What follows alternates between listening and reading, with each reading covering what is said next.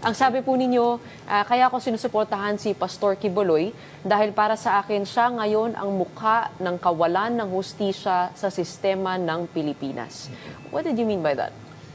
Kinondena ni House Assistant Minority Leader at Gabriela Women's Party Representative Arlene Brosas ang senatorial candidate na si Jimmy Bondoc sa misogynistic umanong sinabi nito sa TV personality na si Gretchen Ho sa isang panayam. Sinabi ni Brosas na ginagawa lamang ni Ho ang kanyang trabaho nang tanungin si Bondoc sa kanyang sinabi na si Pastor Apollo Quiboloy ang mukha ng kawalan ng hustisya sa Pilipinas. Kapag naiipit sa usapan, idinadaan na sa biro para makalusot at gawing katawa-tawa ang seryosong pagtatanong ng media. Hindi ito dapat palampasin, sabi ni Brosas. Sa naturang panayam, tinanong ni Ho si Bondoc kaugnay ng naging pahayag nito kay Quiboloy. Kasama sa isinagot ni Bondoc ang ayaw kitang kaaway, masyado kang maganda. At totoo naman, nakakabighani ang mata mo.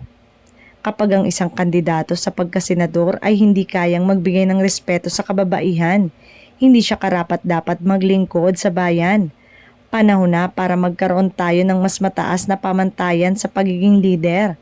At isa dito ang pagpapakita ng respeto at pagpapahalaga sa kababaihan at mga bata, giit ni Brosas.